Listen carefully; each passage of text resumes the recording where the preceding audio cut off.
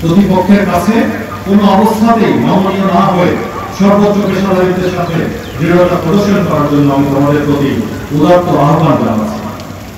দেশ মাতৃকা রক্ষায় তোমরা প্রয়োজনে জীবন দেবে, তবু দেশের 1 ইঞ্চি মাটি হাত ছাড়া হতে দেবে না বলে আমি দৃঢ়ভাবে বিশ্বাস করি।